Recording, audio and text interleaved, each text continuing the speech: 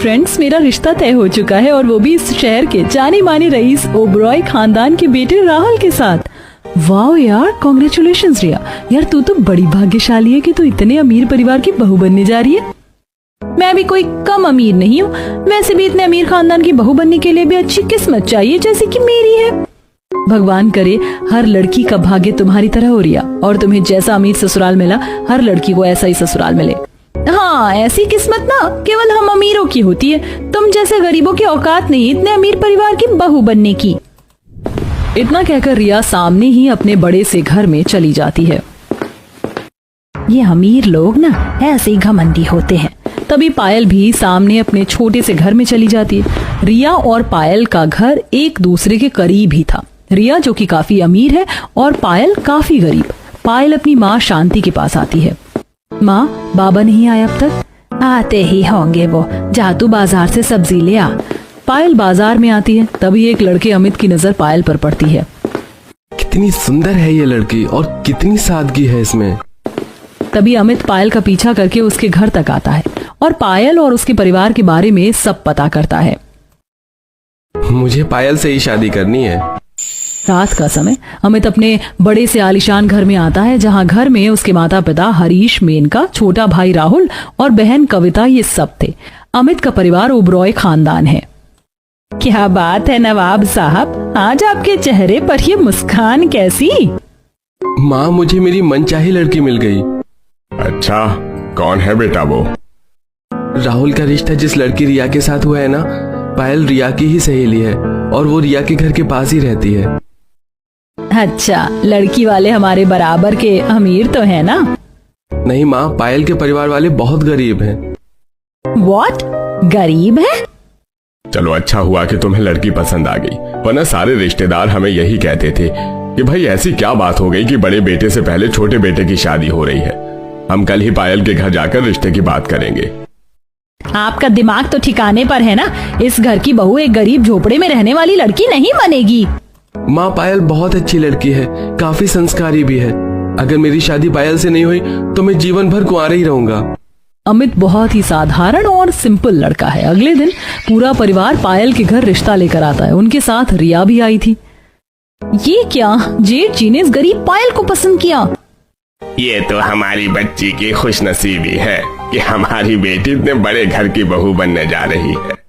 अब सब रिश्ता पक्का करके वहाँ से चले जाते हैं। अगले दिन अमित और सब घर में थे। अमित बेटा, राहुल और रिया की शादी 10 दिन बाद है, तो हम उसके 10 दिन बाद तुम्हारी शादी तय कर देते हैं। कोई जरूरत नहीं है। राहुल रिया की शादी के साथ अमित और पायल की भी शादी होगी।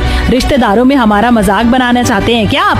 रिया के मायके वाले तो शादी पर अच्छी तैयारी डेकोरेशन करेंगे, पर उस गरीब पायल के मायके वाले कुछ नहीं करेंगे। खामखा पूरे खानदान में हमारी बदनामी हो जाएगी। कविता, जा तू पायल के मायके वालों को बता दे कि अमित और पायल की शादी 10 दिन बाद राहुल रिया की शादी वाले दिन ही होगी।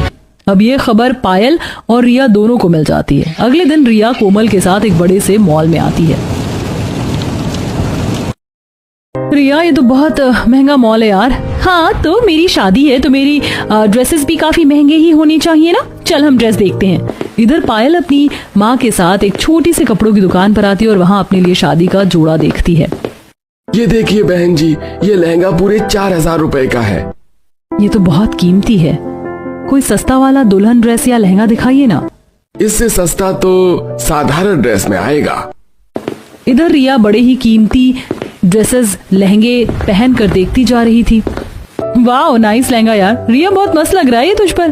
ठीक है, पर इतना भी खास नहीं है। भाई साहब, थोड़ा और अच्छा बताइए ना। अरे बहुत ही सुंदर लहंगा है, पर वो हम केवल ऑर्डर पर बनाते हैं और उसकी कीमत भी 8 लाख रुपए है। हाँ, तो वो बताइए ना मुझे। तभी मॉल में काम करने वाला ये नौकर रिया को एक सुंदर से लहंगे का फोटो दिखाता है। उस लहंगे पर हीरे और नगीनों से पूरी कारीगरी हुई थी। वाह, नाइस लहंगा। भाई साहब, मुझे ये लहंगा चाहिए। ये 8 लाख रुपए का लहंगा है रिया।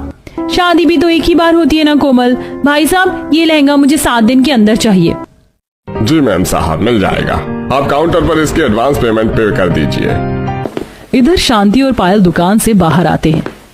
सारे कपड़े तो कितने कीमती हैं। बिटिया, तू पैसों की चिंता मत कर। तेरे बाबा ने अपने दोस्त से कर्ज लिया है, तभी पायल को सामने एक ठेले पर कई सारे डिजाइनर लेस और नगीने मोती ये सब दिखाई देते हैं। माँ, आपका शादी का लहंगा भी तो कितना अच्छा है, मैं उसे ही पहन लूंगी। बेटिया, वो तो बहुत पुराना लहंगा है। तो क्या हुआ माँ, हम उसमें कारीगरी करके उसे नया बना देंगे। वो देखिए सामने कितने सारे सामान हैं। चलिए हम वहीं से जाकर सामान खरीदते हैं। दोनों सामने उस ठेले वाले के पास जाते हैं। इधर रिया और कोमल मार्केट में थे। अब कहाँ जाना है? पार्लर। मुझे शादी वाले दिन अपना ब्राइडल मेकअप करना है, चलो उसका ऑर्डर देकर आते हैं। दोनों एक बड़े से फेमस पार्लर में आते हैं। बोलिए मैम, मैं आपकी क्या हेल्प कर सकती हूँ? हाय, माई सेल्फ रिया। 8 दिन बाद मेरी शादी है और मुझे सबसे कीमती वाला ब्राइडल मेकअप करवाना है। श्योर मैम, हमारा ये पार्लर ब्राइडल मेकअप के लिए काफी फेमस है। एक बहुत ही महंगा ब्राइडल मेकअप है जो 6 दिनों तक चलेगा। पहले दिन आपके फेस का अच्छे से क्लीन अप होगा और फिर आगे का प्रोसेस किया जाएगा। ओके, कितना खर्चा आएगा इस मेकअप में? मैम 1 लाख तक खर्च आएगा। ओके देन, आप मेरा अपॉइंटमेंट ले लीजिए। सुन बेटिया, हम पार्लर जाकर तेरे मेकअप की बात करते हैं ना। शादी वाले दिन तुझे अच्छा सा मेकअप तो करना ही चाहिए। नहीं माँ, पार्लर वाले मेकअप का बहुत पैसा मांगते हैं। मैं सस्ता वाला मेकअप का कुछ सामान खरीद कर अपने हाथों से अपना मेकअप कर लूंगी। तभी पायल एक छोटी सी दुकान से एक सस्ता वाला मेकअप किट खरीद लेती है। अगले दिन रिया उस फेमस पार्लर में आती है जहाँ सारे दिन में निशा उसके चेहरे पर अलग अलग क्रीम लगाकर उसके चेहरे को अच्छे से क्लिंजिंग करती है। शाम का समय। वाह, कितना क्लीन हो गया मेरा फेस। इधर पायल अपने घर में अपने चेहरे पर मुल्तानी मिट्टी लगाकर बैठी थी। अब पैसों के ना होने से पायल देसी जुगाड़ नुस्खे आजमा रही थी। अगले दिन रिया फिर पार्लर आती है और निशा उसका फेशियल और ब्लीच करती है। अब इसी तरह रिया का हर दिन मेकअप होता रहता है और आखिर में शादी वाला दिन आ ही जाता है। दोनों दुल्हन शादी के मंडप में आती हैं, जहां एक तरफ रिया जिसने लाखों का सुंदर सा ब्राइडल लहंगा और लाखों का ब्राइडल मेकअप किया था जो कि काफी सुंदर लग रही थी, और एक तरफ पायल जिसने साधारण सा लहंगा और साधारण मेकअप किया था, वो भी अच्छी लग रही थी। मेनका जी, आपकी छोटी बहू का लहंगा और मेकअप तो काफी अच्छा है। हाँ, बिल्कुल परी की तरह सुंदर लग रही है रिया बहू। और ये देखो पायल बहू को, ये तो कैसे साधारण सा लहंगा और मेकअप करके आई है। थोड़े समय बाद अब ज्यादा हैवी मेकअप करने से रिया का चेहरा काला और लाल पड़ने लग जाता है। जो क्रीम उसने लगाया था वो उसकी स्किन पर सूट नहीं होता। अरे रिया का चेहरा तो कितना डरावना दिख रहा है। इसका मेकअप तो पूरा खराब हो गया। ये क्या हो गया? मेरा चेहरा ऐसा क्यों हो गया? सब रिया का फेस देखकर काफी हंसने लगते हैं और इधर पायल का चेहरा काफी खिल रहा था क्योंकि उसने देसी स्टाइल में अपना मेकअप किया था। जैसे तैसे दोनों की शादी हो जाती है। शादी के दूसरे दिन अपने कमरे में थी। उस मेकअप आर्टिस्ट को मैंने लाखों रुपए दिए, फिर भी मेरा मेकअप खराब हो गया। सारे गेस्ट ने मेरा मजाक बनाया। उस पार्लर वाली को मैं छोड़ूंगी नहीं। अब रिया अपना कीमती लहंगा और मेकअप का सामान, कीमती ड्रेस सब कमरे में रखकर बाहर चली जाती है। थोड़े समय बाद कविता रिया के कमरे में आती है तो उसे रिया के कमरे में कुछ चूहे दिखाई देते हैं। अरे यहाँ तो चूहे और भाभी का इतना कीमती लहंगा और ड्रेस यहाँ पड़े हैं, कहीं ये चूहे इन्हें खराब ना कर दें। चलो मैं इन्हें बड़ी भाभी के कमरे में रख कर आती हूँ। कविता रिया का लहंगा, उसके ड्रेसेस पायल के कमरे में रखकर अपनी सहेली से मिलने चली जाती है। थोड़े समय बाद जब रिया अपने कमरे में आती है, मेरा सामान कहाँ चला गया? तभी रिया चीख चीख कर पूरे घर को सर पर उठा लेती है। बहू, यहीं कहीं रखा होगा तूने लहंगा। सासू मॉम, वो लहंगा पूरे 8 लाख रुपए का है। तभी अमित रिया का लहंगा और उसके ड्रेसेस लेकर वहां आता है। रिया, तुम्हारी ये ड्रेस हमारे कमरे में थी। क्या आपके कमरे में? जरूर ये जेठानी जी ने ही चुराए होंगे, क्योंकि इतना कीमती लहंगा तो उन्होंने अपने जीवन में कभी नहीं देखा ना। नहीं रिया, मैंने नहीं। ये होते हैं गरीब, जब भी अमीर लोगों की कीमती चीज देखते हैं इनकी नीयत बदल जाती है। मेनका रिया पायल को खरी खोटी सुनाने लगते हैं। उतने में वहाँ कविता आ जाती है। नहीं नहीं नहीं रिया भाभी, ये ड्रेस पायल भाभी ने नहीं चुराए थे, ये तो मैंने पायल भाभी के कमरे में रखे थे। तो उन्हें पर क्यों? माँ, रिया भाभी के कमरे में कई सारे चूहे हैं। मुझे लगा शायद वो चूहे इनकी ड्रेस खराब ना कर दे, तो मैंने वो सब पायल भाभी के कमरे में रख दिया था। ये सुनकर रिया और मेनका शर्मिंदा हो जाते हैं।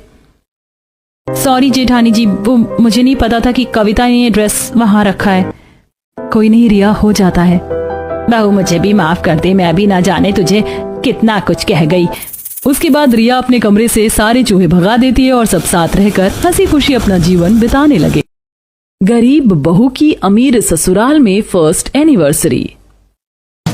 शकुंतला अपने 2 बेटों की शादी अच्छे और अमीर घर में कर चुकी थी, लेकिन तीसरे बेटे मोहन की शादी एक गरीब घर की लड़की से होने वाली थी।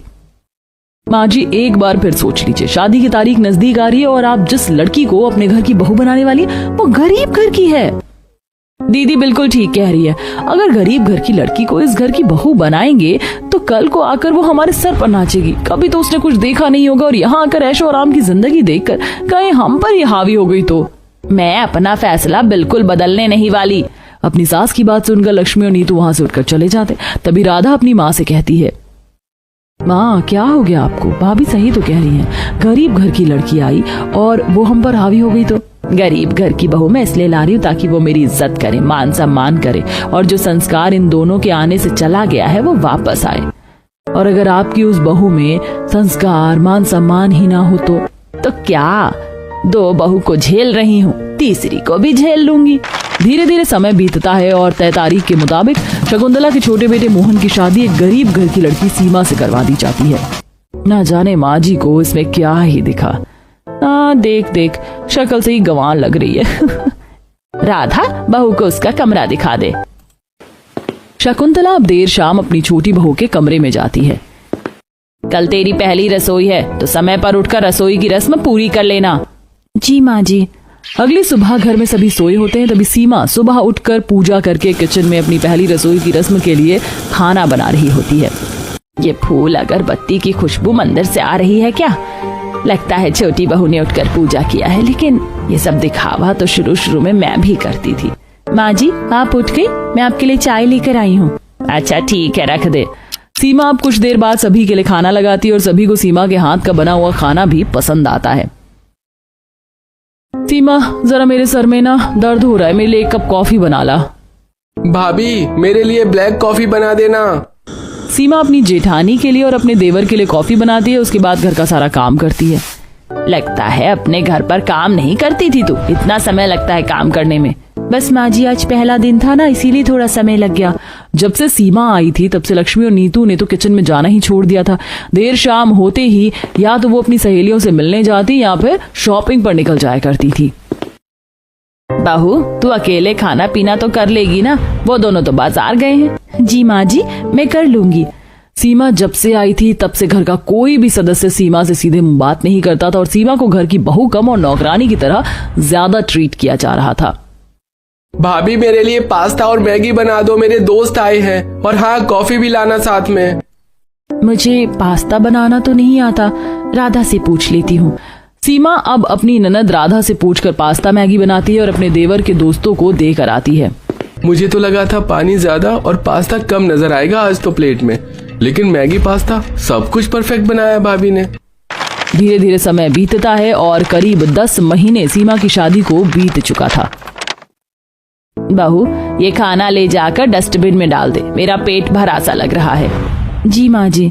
अब सीमा उस प्लेट को ले जाकर किचन में बैठकर उसमें का बचा खाना खाने लगती है। तभी वहां शकुंतला हाथ धोने पहुंचती है और अपनी बहू को उसका जूठा खाना खाते हुए देख हैरान हो जाती है। मैंने इसे ये खाना फेंकने के लिए कहा था, क्योंकि आज तक मेरी दोनों अमीर बहुओं ने कभी मेरा जूठा पानी तक नहीं पिया है, और ये खाना बर्बाद ना हो इसलिए मेरा जूठा खा रही है। माँ जी कुछ चाहिए था क्या तो मुझे बता देती आप। कुछ नहीं चाहिए था, हाथ धोने आई थी, तू आराम से बैठकर खाना खा ले पहले। शकुंतला को सीमा का ये व्यवहार अच्छा लगता है। एक रोज नीतू की काफी तबीयत खराब होती है। मेरे लिए थोड़ा सा दलिया बना दे, तबीयत बिल्कुल ठीक नहीं है, और थोड़ा पैर भी दबा दे। सीमा नीतू की भी खूब सेवा करती है। अगले दिन तक नीतू ठीक हो जाती। शकुंतला ये सब देख रही थी। एक रोज लक्ष्मी सुबह देर से उठती है। माँ जी आपने बच्चों को देखा है, न जाने कहाँ चले गए हैं। खुद तुझे होश रहता नहीं है तो बच्चों को दोष देती है कि उन्होंने तुझे उठाया नहीं। अरे बच्चे तो कब के स्कूल चले गए, छोटी बहू ने उन्हें तैयार करके नाश्ता कराया और लंच पैक करके स्कूल भेजा है। अरे सीमा तूने तो मेरा दिल ही जीत लिया। दोनों की दोनों काम चोर होती जा रही हो, अच्छा होगा तुम दोनों अपना काम खुद करो। शकुंतला लक्ष्मी को सुना ही रही होती है, तभी वहाँ नीतू आती है। माँ जी आज शाम में मैं मायके जा रही हूँ, माँ की तबीयत ठीक नहीं है। हाँ हाँ क्यों नहीं, जिसका जहाँ मन होता है वहाँ चल देता है। अरे माँ जी घर में करने वाला ना हो तब आप मुझे बोलो। सीमा अब देर शाम घर का सारा काम करके थोड़ी देर आराम करने जाती है और उसकी आंख लग जाती। तभी कुछ देर बाद शकुंतला सीमा को उठाती है। बहू ये ले चाय पकौड़े खा ले। माँ जी मुझसे कोई गलती हो गई क्या, वो मैं बस थोड़ी देर आराम करने आई थी। अरे बहू बरसात हो रही है बाहर तो सोचा तू आराम कर रही है तो सबके लिए चाय पकौड़े बना लूं। फिर मैं तेरे लिए भी ले आई। माँ, कई दिन हो गए हैं सब्जी नहीं खाई है, आज फिर से चटनी प्याज और रोटी। क्या कर सकते हैं, 2 वक्त की रोटी के लिए भी हमें सोचना पड़ता है बेटा, तू तो समझदार है। एक ऐसा भी दिन था जब रोटी नमक चटनी इससे गुजारा करना पड़ता था, पर आज किस्मत इतने बड़े घर में ले आई है कि बरसात के मौसम पर चाय पकौड़े खाने को मिल रहे हैं। कल तक जिस शकुंतला के मन में सीमा के लिए नफरत थी, आज वो नफरत प्यार में बदल चुकी थी, बल्कि बाकी घर वाले भी अब सीमा को समझने लगे थे। आप अब आ रही हैं? भाभी, माँ को मत बताना प्लीज, दोस्तों के साथ लेट हो गया। किसी को नहीं बताऊंगी, आप अपने कमरे में जाओ, लेकिन आइंदा से इतनी रात तक घर के बाहर मत बिताइएगा। समय के साथ सीमा को अपने ससुराल में 1 साल पूरा होने वाला था, लेकिन सीमा को इसका बिल्कुल भी ख्याल नहीं था कि उसकी एनिवर्सरी आने वाली है। वो और दिन की तरह उस दिन भी सुबह उठकर पूजा करती है और घर के कामों में लग जाती है। देवरानी जी, थोड़ा बहुत काम मुझे भी करने दीजिए, आप आराम कर सकती हैं। देख अभी, अगर तू हमें काम नहीं करने देगी तो रात में खाना हम दोनों ही बनाएंगे। आज ऐसा भी क्या है दीदी जो आप लोग मुझे काम नहीं करने दे रहे हो? देर शाम अचानक से घर की लाइट चली जाती है।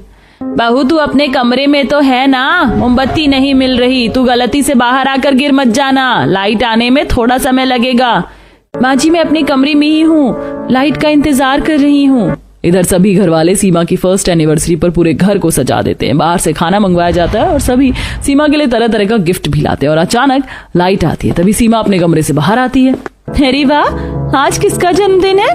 हैप्पी मैरिज एनिवर्सरी भैया और भाभी को, लेकिन ये स्पेशल आपके लिए भाभी। मेरे लिए भी कुछ लाया है या नहीं? भाभी, ये पायल मैं आपके लिए लाई हूँ और ये साड़ी मैं तेरे लिए लेकर आई हूँ, देख और बता कैसी लग रही है। तेरे लिए मैं कुछ ला नहीं सकी, लेकिन एक घड़ी तेरे लिए लाई हूँ। और ये गले का हार मुझे मेरी सास ने दिया था, लेकिन मैंने सोचा था कि मैं किसी एक बहू को दूंगी और वो बहू तू है। और ये मैं आपके लिए लेकर आया हूँ, इसमें मैं और आप है, देखो देखो। और इसमें मैंने आपके लिए पोयम लिखी है, मेरी प्यारी चाची। तुम दोनों ने मुझे इतना प्यारा तोहफा दिया। अपनी फर्स्ट एनिवर्सरी पर सीमा को इतना सारा गिफ्ट और प्यार मिलता है कि वो भावुक हो जाती है। भाभी, ये खुशी के आंसू हैं या अभी आपको और कोई गिफ्ट चाहिए? लगता है इतने सारे गिफ्ट काफी नहीं है। अरे अरे, क्या हो गया? इतने अच्छे दिन में भी तुम रोने लग गई? मैंने कभी सोचा नहीं था कि मुझे इस घर में इतना प्यार इज्जत सम्मान मिलेगा। मुझे तो अपने जन्म की तारीख तक पता नहीं। शुरू में मुझे लगा था कि जैसे बच्चे कह रहे हैं कि गरीब घर की बहू लाऊंगी तो मुझ पर हावी हो जाएगी, लेकिन जब मैंने तेरा इस परिवार के प्रति प्यार, सम्मान और समर्पण देखा तो मुझे समझ आया कि तू बहू नहीं, हीरा है, हीरा। माँ जी, जब आप प्यार से मेरे पसंद की सब्जी बनाकर मेरे लिए लाती थी, बरसात वाले दिन चाय पकौड़े अपने हाथों से बनाकर खिलाती, तो मुझे बिल्कुल आप में मेरी माँ नजर आ रही थी। तूने तो हद ही कर दिया, अपनी माँ को भुला दिया, मायके तक नहीं गई, ससुराल के कामों में उलझकर। तो तुझे इतना प्यार देना तो बनता था ना बहू। सीमा अपने ससुराल में सभी का प्यार और अपनी फर्स्ट एनिवर्सरी पर इतने सारे गिफ्ट देखकर बहुत खुश होती है और उसके जीवन का ये सबसे यादगार पल था। ओह माय गॉड, मैगजीन पढ़ते पढ़ते मुझे भूख लग गई। ए सुमन की बच्ची, चल मेरे लिए चाय पकौड़े बना कर ला, और शेफाली बहू, तुम छत से कपड़े लेकर आ जाओ। माँ जी, मैं 2 फ्लोर चढ़कर ऊपर से इतने सारे कपड़े लेकर नहीं आ सकती, आप देवरानी को कह दो, मैं चाय बना देती हूँ। हाँ, मेरी प्यारी बहू, तू मेरे लिए चाय पकौड़े बना दे और तू चल ऊपर से कपड़े लेकर आ। जी माँ जी, मैं अभी लेकर आई। कमरे की खिड़की से मोहन खड़े होकर सब कुछ देख रहा था। ये माँ भी ना, शादी को 1-1.5 साल होने को आया है, लेकिन अभी भी सुमन से गरीबों के कारण चिढ़ती हैं और मुश्किल काम उसे देती हैं, और भाभी को कुछ भी नहीं। अरे शेफाली भाभी, मैं भी चाय पी लूंगा, मेरे लिए भी चाय आप बना देना। हाँ जरूर। शेफाली चाय बनाने जाती है और सुमन छत पर से कपड़े उठाकर लाती है कि वो चिलचिलाती धूप में बेहोश हो जाती है। वहीं शेफाली दूध की बदबू सूंघ उल्टी कर देती है। एक तरफ छत से धम आवाज आती है, दूसरी तरफ शेफाली की सास अपनी अमीर बहू की तरफ जाती है और मोहन अपनी पत्नी की तरफ। शेफाली, शेफाली क्या हुआ तुम्हें? लगता है मुझे डॉक्टर को बुलाना पड़ेगा। मोहन डॉक्टर को बुलाता है तो सबसे पहले गायत्री सुमन का नहीं, शेफाली का चेकअप करने को कहती है। डॉक्टर बताइए ना, मेरी अमीर बहू ठीक तो है ना? पता नहीं उसे उल्टी कैसे हो गई। आप थोड़ा रुकिए। फिर डॉक्टर सुमन का चेकअप करता है। डॉक्टर, मुझे बहुत टेंशन हो रही है, आप कुछ तो बोलिए। कंग्रेचुलेशंस, आपके घर में 2 नन्हे मुन्ने बच्चे आने वाले हैं। आंटी जी, आपकी दोनों बहू प्रेग्नेंट है। क्या मेरी शेफाली प्रेग्नेंट है? अरे वाह वाह वाह। एक बहू के लिए खुशी। अरे वो मेरा मतलब, मैं दोनों बहू के लिए बहुत खुश हूँ। ये कहकर गायत्री दोनों बहू की नजर उतार लेती है, जिससे सुमन और मोहन को खुशी मिलती है। लेकिन डॉक्टर के जाने के बाद वो फिर से अमीर और गरीब बहू के बीच भेदभाव करने लगती है। दरअसल शादी के दौरान सुमन कोई भी दहेज लेकर नहीं आई थी, जबकि अमीर बहू अनेक दहेज लेकर आई थी, जिसमें गायत्री को बहुत कुछ उपहार मिला था। इसीलिए वो अपनी छोटी बहू को आलीशान ससुराल का सबसे छोटा कमरा दे देती है और आलीशान ससुराल का बड़ा कमरा अमीर बहू को दे देती है। दिन गुजरते हैं, वो अपनी अमीर बहू का बहुत खास ख्याल रखती है। उसे जमीन पर नंगे पांव भी नहीं खड़ी होने देती थी। उससे पहले उसके पांव में चप्पल पहुंचा देती थी और केसर का दूध देकर कहती है एक दिन, हाय मेरी प्यारी सी बहू को किसी की नजर ना लगे, ये तो इस आलीशान ससुराल के पहले बच्चे को जन्म देने वाली है और तेरा बच्चा भी पहले है। तू देख मैं तेरा कितना ख्याल रखूंगी। अच्छा ये दूध पी ले केसर वाला। माँ जी मैं ये नहीं पी सकती, मुझे स्मेल आती है, अब थोड़ा चॉकलेट डाल देती। अरे हाँ हाँ तू चिंता मत कर, अभी चॉकलेट डलवा देती हूँ। ओ सुमन ऊँटनी की यहाँ, और बहू के लिए रसोई में से चॉकलेट पाउडर लेकर आ। आई माँ जी।